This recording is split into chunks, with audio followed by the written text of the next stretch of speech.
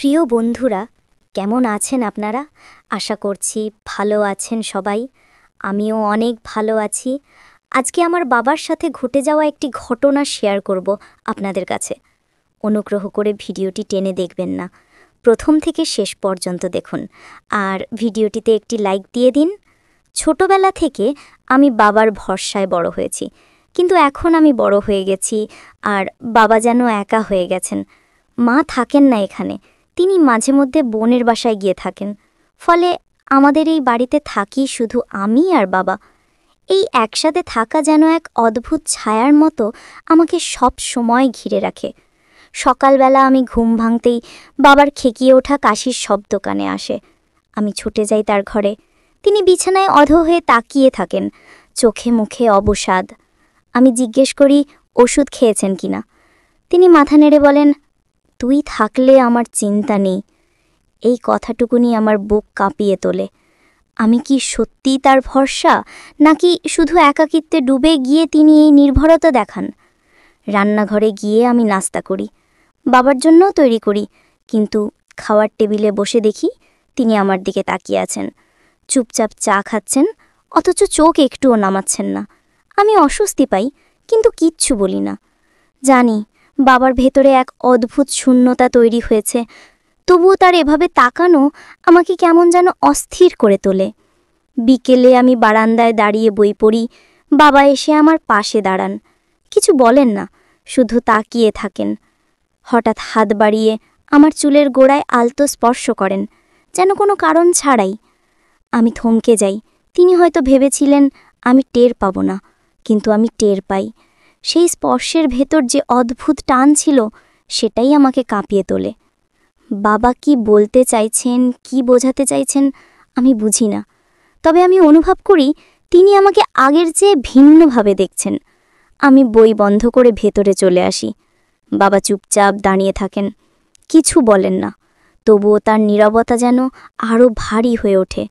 রাতে আমি নিজের ঘরে শুয়ে ভাবি, বাবা কেন এমন করছেন? আগে তো তিনি এমন ছিলেন না। হয়তো একা থাকার কারণে তার ভেতর এক ধরনের নির্ভরশীলতা জন্ম নিয়েছে। আমি কি তার সেই শূন্যতা পূরণ করতে পারি, নাকি আমি নিজে ফেঁসে যাচ্ছি তার ভেতরের অদ্ভুত আকাঙ্ক্ষায়? আমি জানি না, কিন্তু ভয়ের মতো এক ধরনের টান আমাকে আঁকড়ে ধরে। আমি বাবার মুখ এড়িয়ে যেতে পারি না। তার দৃষ্টি আমার ভেতরকে কাঁপিয়ে দেয়। রাতে ঘুম ভাঙলে দেখি বাবা আমার ঘরের দরজার বাইরে দাঁড়িয়ে। আমি ভয়ে কেঁপে উঠি। তিনি কিছু বলেন না, শুধু দরজার আড়াল থেকে আমার দিকে তাকান। আমি ডাক দিই, তখন তিনি ধীরে ধীরে সরে যান। এই ঘটনাটা আমাকে আরও ভেতর থেকে অস্থির করে তোলে। আমি জানি না এই পথ আমাকে কোথায় নিয়ে যাবে। আমি বাবাকে ভালোবাসি, তার প্রতি মায়া আমার বুক ভরে রাখে, কিন্তু সেই মায়ার সাথে মিশে যাচ্ছে অদ্ভুত এক টান, যা আমাকে বিভ্রান্ত করে। আমি চাই মা এখানে থাকুক, অন্তত এই চাপা অস্বস্তি ভাঙুক, কিন্তু মা তো দূরে, বোনও নিজের সংসারে ব্যস্ত। আমি আর বাবা শুধু দুজন। এই ঘরে নিঃশব্দে সময় কেটে যায়। প্রতিটি মুহূর্তে আমি টের পাই বাবার ভেতর একটা পরিবর্তন হচ্ছে। তিনি আমাকে আগের মতো স্বাভাবিকভাবে দেখছেন না, বরং তার নীরবতার দৃষ্টি আমাকে আঁকড়ে ধরছে। আমি ভয় পাই, আমি দ্বিধায় থাকি, তবুও আমি তার কাছ থেকে দূরে যেতে পারি না, কারণ আমি জানি বাবা ছাড়া আমার কেউ নেই, আর বাবা আমার সব কিছু। সেদিন বিকেলে আমি ঘরে পড়াশোনা করছিলাম। মা কয়েকদিনের জন্য বোনের বাসায় গেছেন, তাই পুরো বাড়িতে শুধু আমি আর বাবা। চারপাশ যেন আরও নীরব হয়ে উঠেছে। প্রতিটি দেয়াল যেন চাঁপার শব্দে কেঁদে ওঠে। আমি বুঝতে পারি বাবার ভেতর কিছু একটা চলতে থাকে। তিনি হঠাৎ আমার ঘরে এসে দাঁড়ালেন, হাতে এক গ্লাস পানি। বললেন, তুই সারাদিন পড়ছিস, একটু পানি খা। আমি গ্লাসটা নিই, কিন্তু তার চোখে এক অদ্ভুত দৃষ্টি টের পাই, যেন তিনি আমার ভেতরটা পড়তে চাইছেন। আমি কিছু না বলে গ্লাসটা নামিয়ে রাখি। বাবা আমার বিছানার পাশে বসে পড়েন। আমি অবাক হয়ে বলি, বাবা, কিছু লাগবে? তিনি চুপ করে মাথা নাড়েন, কিন্তু সরে যান না, বরং ধীরে ধীরে আমার হাতটা নিজের হাতে নেন। আমার বুক ধক করে ওঠে। আমি টের পাই তার হাতের কাঁপুনি, যেন তিনি কিছু বলতে চাইছেন, কিন্তু থেমে যাচ্ছেন। আমি নীরব হয়ে যাই। বাবার মুখে অদ্ভুত ক্লান্তি আর টান। তিনি ফিসফিস করে বললেন, তুই ছাড়া আমার আর কেউ নেই, আমি অনেক একা হয়ে গেছি। আমি তার দিকে তাকাই, কি উত্তর দেব বুঝতে পারি না। শুধু মনে হয় এই কথার আড়ালে লুকিয়ে আছে গভীর একাকাঙ্ক্ষা। আমি হাত ছাড়াতে চাই, কিন্তু বাবার মুঠি শক্ত হয়ে ওঠে। তিনি আমার চোখের দিকে তাকিয়ে নীরব হয়ে যান। সেই নীরবতা আমাকে কাঁপিয়ে তোলে। আমি মনে মনে চাই তিনি যেন সরে যান, কিন্তু তিনি নড়েন না, বরং ধীরে ধীরে আরও কাছে সরে আসেন। আমি কেঁপে উঠে দাঁড়াই, বলি, আমি রান্নাঘরে যাচ্ছি। বাবা তখন হঠাৎ থমকে যান, মাথা নিচু করে বলেন, যা। আমি বেরিয়ে আসি, কিন্তু আমার বুকের ভেতর ঢেউ খেলে যায়। আমি বুঝি বাবা কিছু করতে চাইছিলেন, যদিও শেষ পর্যন্ত করেননি, তবুও সেই মুহূর্ত আমাকে ভীষণ অস্বস্তিতে ফেলে দেয়। রাতে খাবার সময় তিনি সাধারণভাবে কথা বলার চেষ্টা করেন, কিন্তু তার দৃষ্টি বারবার আমার উপর এসে থেমে যায়। আমি খেতে খেতে মুখ নামিয়ে রাখি, যেন চোখ মেললেই সব প্রকাশ হয়ে যাবে। খাওয়ার পর তিনি বসে থাকেন। আমি উঠতে চাইলে তিনি বললেন, আরও একটু বসো। আমি বসে যাই, কিন্তু ভেতরে ভেতরে অস্থির হয়ে পড়ি। বাবার হাত ধীরে ধীরে আমার কাঁধে আসে। আমি হঠাৎ কেঁপে উঠি। তিনি টের পান, আবার হাত সরিয়ে নেন।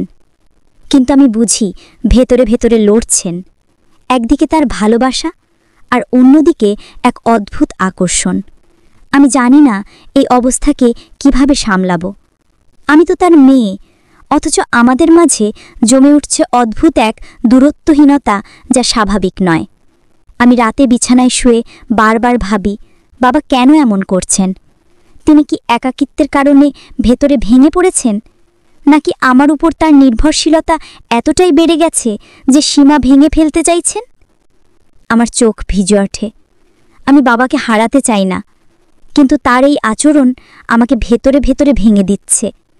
আমি চাই মা তাড়াতাড়ি ফিরে আসুন, যেন বাবার এই পরিবর্তন থেমে যায়।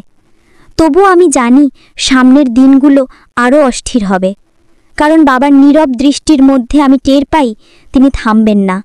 তিনি হয়তো আবারও চেষ্টা করবেন, আর আমি জানি না তখন আমি নিজেকে কিভাবে সামলাবো। রাতগুলো এখন আমার কাছে ভয়ের মতো হয়ে উঠছে। মা না থাকায় পুরো বাড়িটা নিঃশব্দ আর ভারী হয়ে থাকে। প্রতিটি করিডরে হাঁটার সময় মনে হয় কারো পদশব্দ শুনতে পাচ্ছি, অথচ আসলে কেউ নেই। আমি জানি শুধু আমি আর বাবা আছি, তবু মনে হয় এক অদৃশ্য উপস্থিতি আমাদের মাঝে ঘুরে বেড়াচ্ছে। সেদিন রাতে আমি আলো নিভিয়ে শুয়েছিলাম। হঠাৎ শুনলাম বাবার কাশি থেমে গেছে, বরং করিডরে ধীরে ধীরে কারো হাঁটার শব্দ। আমি বুঝে যাই বাবা। তিনি আমার ঘরের দরজার সামনে এসে দাঁড়ান। আমি শ্বাস আটকে রাখি, দরজার ফাঁক দিয়ে ছায়া দেখি। মনে হয় তিনি হাত বাড়িয়ে দরজা ছুঁয়ে আছেন, কিন্তু খুলছেন না। কয়েক মুহূর্ত পর তিনি ধীরে ধীরে সরে যান, তবুও সেই মুহূর্তটা আমার বুক কাঁপিয়ে দেয়। সকালে বাবাকে দেখে মনে হলো তিনি স্বাভাবিকভাবে কথা বললেন, নাস্তা খেলেন, কিন্তু তার চোখে একটা চাপা টান ছিল, যেন আমাকে কিছু বলতে চাইছেন অথচ বলছেন না। বিকেলে আমি বসে সেলাই করছিলাম। বাবা এসে পাশে বসলেন। আমার হাতের কাজ দেখতে দেখতে হঠাৎ আলতো করে আমার আঙুল ধরে ফেললেন। আমি চমকে উঠি। তিনি বলেন, কেটে ফেলিস। আমি জোর করে হাত সরাই, কিন্তু মনে হলো তিনি অজুহাত খুঁজছিলেন স্পর্শের জন্য। আমি চুপ করে থাকি। তার নীরবতা আরও ভারী হয়ে ওঠে। রাতের খাবারের পর আমি উঠতে চাইলে তিনি বললেন, আজ তাড়াতাড়ি ঘুমাবি না, একটু আমার সাথে বস। আমি বসি। তিনি গল্প শুরু করেন আমার ছোটবেলার, কিভাবে আমাকে স্কুলে নিয়ে যেতেন, কিভাবে আমি হাত ধরে হাঁটতাম। তার চোখে অদ্ভুত এক আবেগ, কিন্তু সেই আবেগের ভেতর চাপা আকাঙ্ক্ষা টের পাই। তিনি হঠাৎ বলেন, তোকে ছাড়া আমি একদম বাঁচতে পারি না। আমি কিছু না বলে মাথা নিচু করি। তিনি ধীরে ধীরে আমার দিকে সরে আসেন। আমি বুঝি তিনি আমার চেষ্টা করছেন আমার কাছাকাছি আসতে। তার হাত আমার কাঁধ ছুঁয়ে যায়। আমার বুক কেঁপে ওঠে। আমি উঠে দাঁড়াই, বলি, আমি পানি নিয়ে আসছি। তিনি কিছু বললেন না, শুধু তাকিয়ে থাকেন। সেই দৃষ্টি যেন আমাকে পুড়িয়ে দেয়। রাতে আমি ঘরে শুয়ে থাকি, কিন্তু ঘুম আসে না। হঠাৎ দেখি দরজা অল্প খোলা। বাবা নিঃশব্দে ভেতরে ঢুকলেন। আমি চমকে উঠে বসি। তিনি থেমে যান, বলেন, ঘুম ভেঙে দিলাম নাকি? আমি ভয়ে গলা শুকিয়ে ফেলি, কিছুই বলি না। তিনি ধীরে ধীরে বিছানার পাশে এসে দাঁড়ান। আমার মাথার কাছে বসে চুলে হাত বুলাতে চান। আমি সরে যাই, বলি, বাবা, আমি ঘুমাতে চাই। তিনি থেমে যান, কয়েক সেকেন্ড চুপ থেকে আবার সরে দাঁড়ান, তারপর দরজা ঠেলে বেরিয়ে যান। কিন্তু সেই মুহূর্ত আমাকে ভেতর থেকে টুকরো টুকরো করে ফেলে। আমি কাঁথার ভেতর মুখ লুকিয়ে কেঁদে ফেলি। আমি বুঝতে পারছি বাবা আর আগের মতো নেই। তিনি এমন কিছু চাইছেন যা স্বাভাবিক নয়। আমি তার মেয়ে হয়েও তার চোখে অন্য এক রং দেখি। এই রং আমাকে শিহরিত করে, ভীত করে, দ্বিধায় ফেলে। আমি একদিকে তাকে হারাতে চাই না, অন্যদিকে তার এই টান আমার বুককে ভেঙে দেয়। আমি পরের দিন ভোরে ঘুম থেকে উঠে সিদ্ধান্ত নিলাম বাবার সাথে খোলাখুলি কথা বলবো। কিন্তু তাকে দেখেই আমার সব কথা আটকে যায়। তিনি যেন আগের মতোই স্বাভাবিক, কিন্তু আমার চোখে স্পষ্ট হয়ে যায় তার নীরব লড়াই। আমি জানি তিনি কিছুই করতেই চাননি, আর আমি জানি না আমি কতদিন তার এই চাপা চেষ্টা সামলাতে পারবো। দিনগুলো যেন এক অদ্ভুত ধাঁধায় আটকে গেছে। সকালে বাবাকে চা দিতে গেলেই দেখি তিনি আমাকে দীর্ঘক্ষণ নীরবে দেখে থাকেন। আমি যখন বলি, চা ঠান্ডা হয়ে যাচ্ছে, তখন তিনি চমকে ওঠেন, যেন গভীর স্বপ্ন থেকে ফিরলেন। আমার ভেতরে ভয় জন্মায়, কিন্তু আমি নিজেকে শক্ত রাখি। বিকেলে আমি জানালার পাশে বসে লিখছিলাম। হঠাৎ বাবার হাত আমার কাঁধে রাখে। আমি কেঁপে উঠি।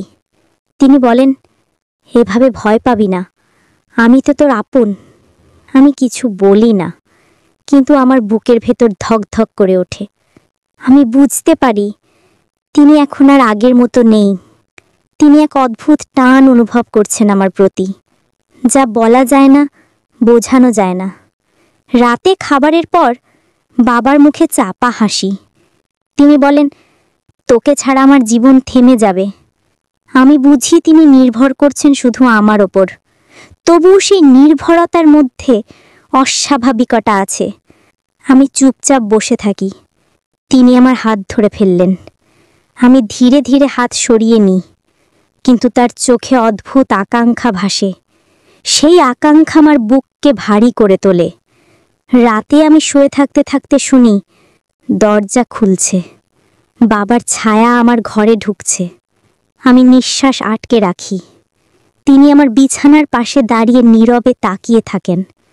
আমি চুপচাপ চোখ বন্ধ করি। কিছুক্ষণ পর তিনি ধীরে ধীরে আমার কপালে হাত রাখেন। আমি কেঁপে উঠি। তিনি ফিসফিস করে বলেন, তোকে ছাড়া আমি পারি না।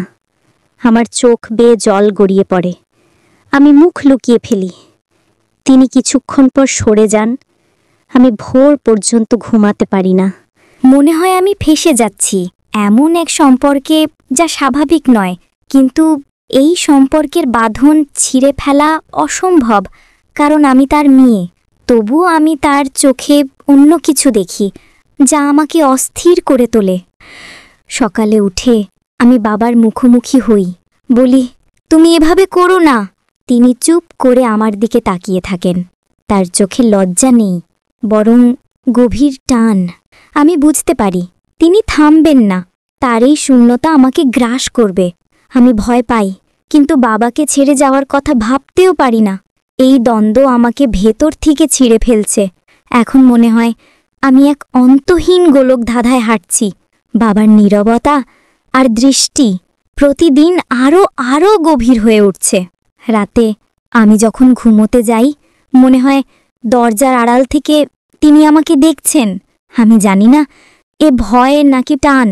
আমি কি তাকে ঘৃণা করছি, নাকি তার প্রতি টান অনুভব করছি? আমি নিজেকেই প্রশ্ন করি। সেদিন রাতে তিনি হঠাৎ আমার ঘরে ঢুকে পড়লেন। আমি চমকে উঠে বললাম, বাবা। তিনি থেমে গেলেন, মুখে অদ্ভুত বিষণ্ণতা। বললেন, তুই আমার থেকে দূরে যাস না। তার কঞ্চে কাঁপুনি। আমি কিছু বলিনি, শুধু চোখ নামিয়ে রেখেছিলাম। তিনি আমার হাত ধরে বসে পড়লেন বিছানায়। আমার বুক ধড়ফড় করতে লাগলো। আমি বললাম, তুমি আমাকে অস্বস্তি দিচ্ছ। তিনি নীরবে মাথা নেড়ে বললেন, আমি তোকে ছাড়া বাঁচতে পারবো না। আমি আর কিছু বলতে পারিনি। শুধু মনে হচ্ছিল আমি এক অনন্ত অন্ধকারে আটকে আছি। সকালে তিনি স্বাভাবিক হয়ে গেলেন, যেন কিছুই ঘটেনি। আমি তাকে দেখে অবাক হয়ে ভাবলাম, মানুষ কিভাবে এমন ভেতরে ভেতরে বদলে যেতে পারে। আমি জানি না এই সম্পর্ক কোথায় গিয়ে দাঁড়াবে, কিন্তু আমি বুঝি আমাকে একটা সিদ্ধান্ত নিতেই হবে, না হলে আমি নিজেকে হারিয়ে ফেলব। বিকেলে আমি বাবাকে বললাম, আমরা অন্যভাবে থাকতে পারি না। আমি চাই তুমি আমাকে আগে যেমন দেখতে তেমন দেখো। বাবা দীর্ঘশ্বাস ফেললেন, কিন্তু কিছু বললেন না। তার নীরবতা আরো ভয়ঙ্কর হয়ে উঠল। আমি জানি তিনি চাইলেও বদলাতে পারছেন না। আমি চোখ ভিজিয়ে বললাম, আমি তোমাকে ছেড়ে যেতে চাই না, কিন্তু তুমি যদি না থামো আমি শেষ হয়ে যাব। আমার কণ্ঠে কান্না মিশে গেল। বাবা চুপ করে থাকলেন, তারপর ধীরে ধীরে ঘর ছেড়ে বেরিয়ে গেলেন। সেই রাতে আমি একা কেঁদে ঘুমালাম, জানি না সামনে কি অপেক্ষা করছে। হয়তো আমি বাবাকে বাঁচাতে পারবো, না হয়তো হারিয়ে ফেলবো। তবুও আমি তার মেয়ে।